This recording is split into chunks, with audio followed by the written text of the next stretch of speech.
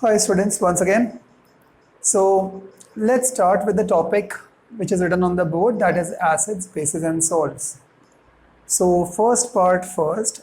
Okay, so for once again introduction. Now you'll be saying sir आप हर एक video में क्यों इंट्रोडक्शन दे रहे हो? एक्चुअली मैं कल ही मुझे किसी स्टूडेंट ने सजेस्ट किया पर्सनली मैसेज करके दैट सर कई स्टूडेंट्स ऐसे भी हैं जो कि आपको बाहर से देख रहे हैं, तो सर आप जब स्टार्ट करते हो अपना बोल बच्चन तो कृपया करके सर अपना नाम बता दो. So okay, so my name is Gautam Jain and I run a coaching center named as Influence. Why I'm making videos? Because right now we all are under this gregarious, ganda sa lockdown, and that's the reason why. Anyway, खैर, so let's काम की चीज़ पर आते हैं. What about the word acid, bases and salts? So ये chapter काफ़ी अच्छा chapter है, काफ़ी इंपॉर्टेंट चैप्टर है. It's a very simple chapter. Actually में 4 लाइन में ख़त्म हो जाता है. See, first line is acids. What do you mean by acids? Then comes bases. What do you mean by bases? Then salts. What do you mean by salts? Line बनाओ, chapter खत्म. That's all. Now, jokes apart, let's start with the word acids. So what do you mean by the words acids first of all? Always remember that acids are something which are sour in taste. So मैं यहाँ पर लिख देता हूँ. ये आपने बहुत लोगों के मुंह से सुना होगा. Acids are sour in taste. ना sour का मतलब क्या होता है? sour in Hindi it means खट्टे होते हैं थोड़े से. Like I said, वाली वो जो फीलिंग आती है ना, like that. Now किस किस से आती है? इमली से आती है, which is known as tamarind. Okay.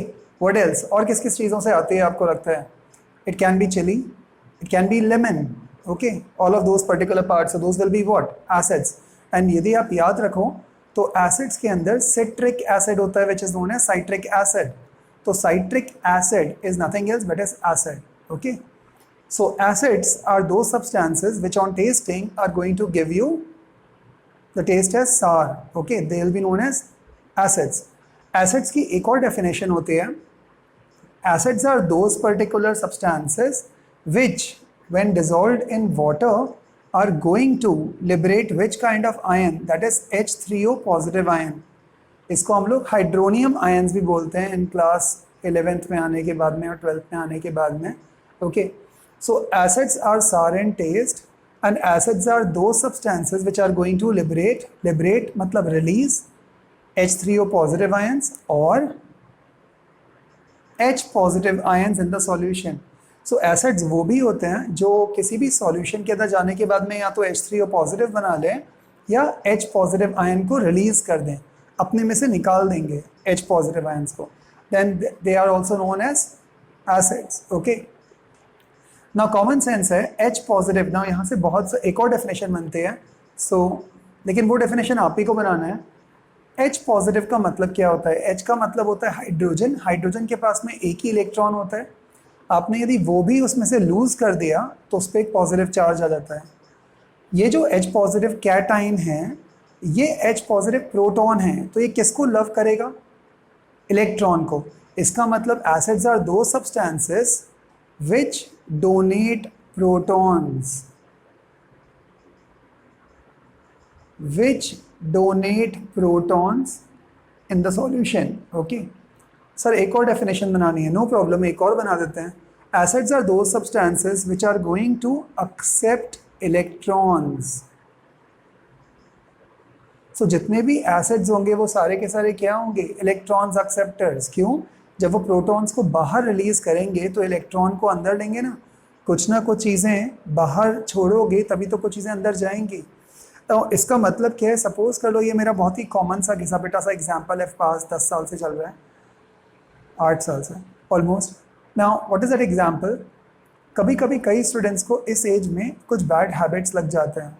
And I don't need to say it but you already know this. Different kind of bad habits लग जाते हैं. They are young generally, coolness question बनने के लिए या कूल बनने के लिए, and they will fall into this bad habits. Now if they fallen into those bad habits, इसका मतलब क्या हो रहा है? वो ज़्यादा नेगेटिव होते जा रहे हैं. Now, if they have fallen into those bad habits and they are becoming negative, और अब यदि उनको वो बैड हैबिट्स छोड़नी हैं तो क्या करना पड़ेगा? जब वो बैड हैबिट्स को छोड़ेंगे तभी तो कोई गुड हैबिट्स अंदर आएंगी. जब वो बैड हैबिट्स को एक्सेप्ट करेंगे तो गुड हैबिट्स क्या होंगी? बाहर जाएंगी. अब हमेशा देखो कई जो स्टूडेंट्स होते हैं जो लोग बंक करते हैं, पढ़ाई नहीं करते हैं ढंग से, ओके, सो इसका मतलब है क्या हो रहा है, जब वो बंक कर रहे हैं इसका मतलब उनके अंदर ज़्यादा मस्ती या ज़्यादा फन वाला पार्ट अंदर आ रहा है और जो सीरियसनेस या पढ़ाई वाला जो पार्ट है वो बाहर जा रहा है. So it's a very simple phenomena. If something comes in something goes out, that's a simple. Okay, so acids are sour in test. सार का मतलब दे आर खट्टे इन टेस्ट, खट्टे होते हैं. They'll always release H3O positive or H positive ions in the solution. Also, they are the species which are going to donate protons, or they are the species which are going to accept electrons. Okay, and the last, sir, और कितने definitions हैं, कितने बनाते जाओ? They are always going to convert the blue litmus paper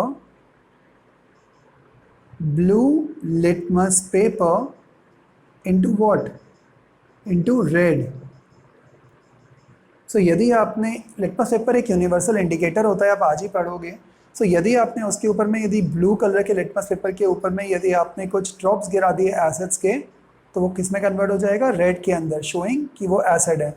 so whenever the blue litmus paper is going to convert into the red, it is known as an acid. Okay, also और भी कोई हो सकती है क्या definition? The pH value, ये भी आप आज तो नहीं पढ़ोगे, कल पढ़ोगे, which is known as potence of hydrogen और पावर ऑफ हाइड्रोजन भी बोलते हैं इसको. तो पोटेंस ऑफ हाइड्रोजन और पावर ऑफ हाइड्रोजन की जो वैल्यू होती है, that should lie between what? That should lie from 1 and at between 7. Okay, 1 is less than 7 लिख रहा हूँ. जिसकी वैल्यू जो होती है वो 1 to 7 के बीच में आनी चाहिए. So any particular acid who has got a value from 1 to 7 will be known as what? That is acid. Okay. So जब आप 1 बोलते हो, that means very strong acid. Strong acid. और जितना वैल्यू बड़ी होती जाती है उतना वो न्यूट्रल होते जाता है, मतलब नॉर्मल एसिड होते जाता है, मतलब अपनी एसिडिक प्रॉपर्टी कम होती जाती है उसकी. So remember, these are known as acids. What can be the examples of acids? So acids के examples, HCl. क्यों? क्योंकि जब ये पानी के अंदर जाएगा, so it's going to form H positive and Cl negative. So देख रहे हो, H positive ion को release कर देगा, तो इसीलिए इसको acid बोलते हैं. Another can be, and it is known as monoprotic acid. Monoprotic acid का मतलब mono means one, क्योंकि ये एक ही आयन सॉल्यूशन में देगा. प्रोटिक मतलब protons. Okay, so H2SO4, sulfuric acid, this is known as hydrochloric acid, sulfuric acid, and this is going to be 2H positive and plus, और आप इसको ऐसे भी लिख सकते हो, SO4 2 नेगेटिव. याद आया? सो इसको डाइप्रोटिक एसिड बोलते हैं, आप बायप्रोटिक एसिड भी बोल सकते हो. Why? Because it is going to liberate और release 2 ions or 2 H positive ions. Okay, so this is known as H2SO4, which is known as sulfuric acid, and sulfuric acid is known as the king of chemicals. इससे strong acid दुनिया में कोई भी नहीं होता. यदि कभी भी कोई ये सोशल इडियोटिक पार्ट जो आजकल बड़ा, मतलब थोड़े टाइम पहले तक काफ़ी चल रहा था, एंड उस पर एक मूवी भी बनी थी which was known as Chhapaak. Okay, या छपाक, pardon me, मेरी memory बहुत वीक है, and I normally don't see movies. So H2SO4, so H2SO4 he normally acid attacks के अंदर यूज़ करते हैं या फिर HCl यूज़ करते हैं. एक बार किसी भी स्किन पर या टिश्यू पर या किसी भी लिविंग चीज़ पे गिर जाता है, तो उस जगह का टिश्यू कम्प्लीटली डैमेज हो जाता है. तो कभी भी एसिड्स के साथ में प्ले नहीं करना चाहिए, they are very very dangerous. Now acids जिनके अंदर कार्बन नहीं होता, कार्बन छोड़ के कुछ भी हो, they are known as mineral acids. So if somebody says what are these are known as mineral acids. Mineral acids, they are very strong acids and very dangerous. आमतौर पे आपको लेबोरेटरी के अंदर आपको ये मिलते हैं.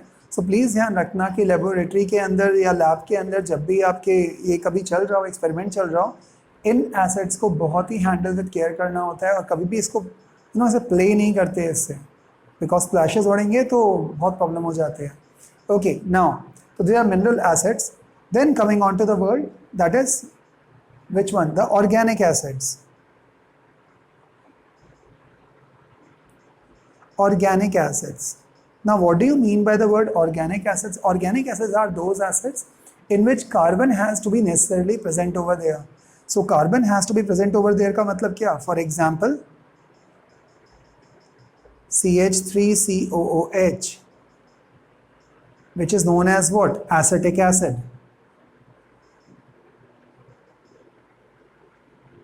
Acetic acid, and this is also known as vinegar.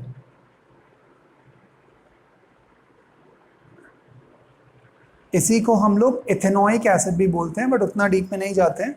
Vinegar आमतौर पे ये चाइनीज़ फूड के अंदर काफ़ी ज़्यादा जाता है विनेगर. आजकल जैसे चाइना की बात हम ज़्यादा ना करें तो ज़्यादा बेटर है, बट स्टिल ना फर्स्ट ऑफ ऑल रिमेंबर ये बहुत ही एक common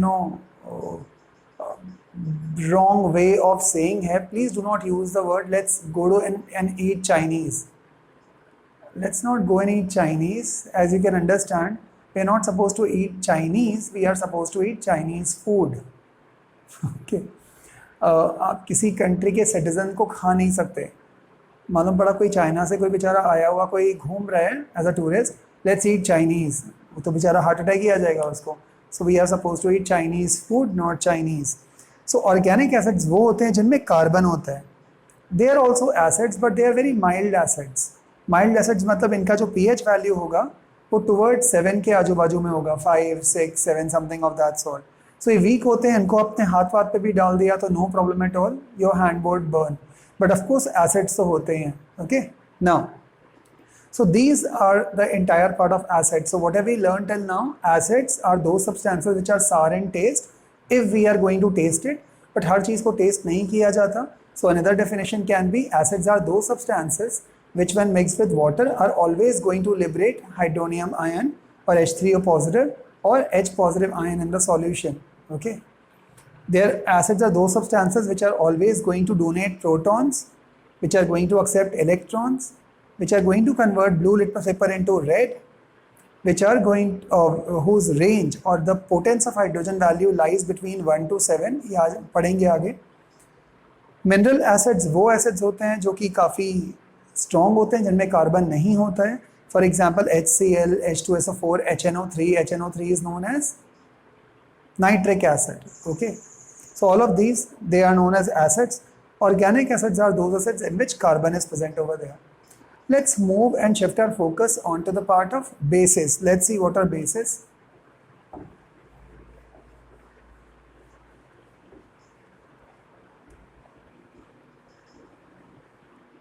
So what are bases? Now very simple word or trick learn करने का. B for basis, B for bitter. Bitter. What do you mean by the word bitter? Bitter means कड़वा, कड़वा, करेला, कड़वा. Okay, so they are bases. So आमतौर पे जितने भी बेसेस होते हैं वो नॉर्मली बिटर करते हैं टेस्ट में. आप उन्हें ऐसे खाओगे या टंग पे रखोगे तो कड़वा कड़वा सा फीलिंग आता है. Okay, so they are bases. So bases are bitter. So B for base, B for bitter. तो ये लर्न करने का तरीका बहुत सिंपल है. कभी किसी ने पूछा what are acids? Acids are sour in taste. क्यों? Because B for base, B for bitter. So bases are bitter in taste, so acids सारे ही होंगे. Let's again write the definition. यदि आपको टेस्ट हर एक चीज़ को तो टेस्ट नहीं कर सकते. So bases are also those particular substances which are going to release what? OH negative ions in the solution. So bases वो सब्सटेंस होंगे जो आमतौर पे OH नेगेटिव आयंस को रिलीज करेंगे. Okay, bases are also going to be those substances which are going to be electron donors. There are also going to be those substances which is going to be proton acceptors. क्योंकि exactly क्या होते हैं? उल्टे होते हैं किसके? Acids के. Okay, which are always going to convert the red litmus into blue. Red litmus paper to blue. Okay, whose pH value or potence of hydrogen value will always lies from 7 to 14. So while 7 will be a very weak base and 14 will be a very strong base. Okay, So pH value normally lies in between 1 to 14. Okay. So ये भी हो गया आपके पास में. So these are the definitions. So what are bases? Bases are bitter in taste. Simple trick is B for base, B for bitter. Bases are also those substances which are going to release OH negative ions in the solution. Bases are electron donors. Bases are proton acceptors. Bases will always convert the universal indicator, or the indicators like red litmus equal to blue. Their basicity lies from 7 to 14. 7 means neutral base, and higher the value means stronger base. So इसमें जितनी बड़ी value होती है उतना वो क्या होगा, stronger होगा. What can be the examples? The examples can be NaOH, which is known as caustic soda. Okay, then comes KOH, which is known as potash, or potassium hydroxide. This is known as sodium hydroxide, potassium hydroxide. Then calcium hydroxide. So all of these are nothing else but as what? Bases. So ध्यान रखना, NaOH is also known as sodium hydroxide, which is known as caustic soda. KOH, which is known as potassium hydroxide, which is known as potash. CaOH whole twice is known as calcium hydroxide, slaked lime. Okay. Now, so ये होते हैं bases. अब bases by the way कौन से वाले fruits या कौन सी वाली चीज़ों से मिलते हैं, that I don't know, that you need to write again in the comments, that which particular fruits or which particular parts will be bases. इतना simple ध्यान रखना, जितने भी metals होते हैं, metals, उन सब के, कुछ याद आ रहा है, उन सब के oxides and hydroxides हमेशा क्या होंगे, bases. So can you see, देखो metal, sodium hydroxide is a base, potassium hydroxide is a base, calcium hydroxide is a base. What do you think magnesium hydroxide is? That's an acid, I guess. Correct me if I am wrong today. Okay. So magnesium hydroxide, I don't know what it is. You need to tell me magnesium hydroxide क्या होता है. Common sense, it's an acid. But anyway, magnesium hydroxide जब भी कभी body के अंदर बहुत ज़्यादा एसिडिटी हो जाती है तो उसे कर्व करने के लिए या स्टॉप करने के लिए काम में आता है. ध्यान रखना, लिखने की ज़रूरत नहीं है, because it's a base. Magnesium hydroxide इतना स्ट्रॉन्ग बेस होता है दैट नॉर्मली वो न्यूट्रलाइज कर देता है. तो जब भी कभी आप कोई तीखा बहुत ज़्यादा कोई चीज़ खाते हो या बहुत ज़्यादा एसिडिक कोई चीज़ें आप खा लेते हो, then you need to take bases. तो हमेशा ध्यान रखना, इसीलिए आप उस टाइम पे बेसिस लेते हो. For example Digene is a tablet, pink या वाइट या ऑरेंज कलर में आती है. आप उसे ओरली भी आप उसे चबा करके भी खा सकते हो, पेपरमिंट टाइप की लगती है. So those particular tablets are nothing else but are strong bases. Why? Because वो acids को neutralize कर देगा. Very simple.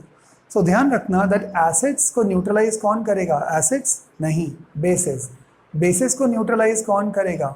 Acids. What do you mean by neutralize? Acids हैं एकदम तीखे, hot, right? They are what? They are sour in taste, right? खट्टे से होते हैं टेस्ट के अंदर. तो acids को neutralize कौन करेगा? जो चीज़ कड़वे से होंगे. So this is known as neutralisation reaction. Now acids तो मालूम पड़ गया, बेसिस ही मालूम पड़ गया. What do you mean by the word salts? यदि मैंने एसिड्स प्लस बेसिस को बनाया या मिक्स कर दिया तो मुझे क्या मिल जाएगा? जो खिचड़ी मुझे मिलेगी that will be known as salt. Absolutely right. जो आप सोच रहे हो, डांडी यात्रा याद है गांधी जी?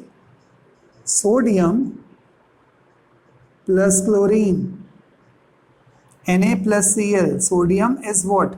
A metal. Metals are what? Bases. Chlorine is a non-metal. Non-metals will always form what? Acids. So acids plus base will give you a salt known as sodium chloride. पर ध्यान रखना, सोडियम क्लोराइड को salt नहीं, common salt बोलते हैं. But ये जो बना रहा है that is of course a salt. ये ना तो एसिडिक होगा ना बेसिक होगा. Okay. Then another example can be what? आप कोई भी एक एसिड ले सकते हो, कोई भी एक बेस ले सकते हो, दोनों कंबाइन करोगे हमेशा सॉल्ट ही मिलेगा. सो आज हमने क्या क्या सीखा? Today we have talked about the word acids, bases and salts, and I have given you the basic introduction of it. Tomorrow let's talk about the word reactions. कुछ basic formulae, then we are going to talk about the word indicators, कौन कौन से type के indicators होते हैं, like universal indicator होता है, natural indicator होता है, ऑल्फैक्टरी इंडिकेटर्स होते हैं, सिंथेटिक इंडिकेटर्स होते हैं, all of these tomorrow will be talking about those. कल हम कुछ कलर्स की बात करेंगे and then we'll be moving on with the next chapter. Okay, so I think in 2 more lectures it is going to complete. So today is I guess Wednesday, so Thursday, Friday I think this topic is going to get completed. जो आप सोच रहे हो बिल्कुल सही सोच रहे हो, इस बार के टेस्ट के अंदर ये भी आएगा. Absolutely right. Okay, see ya, bye bye, enjoy.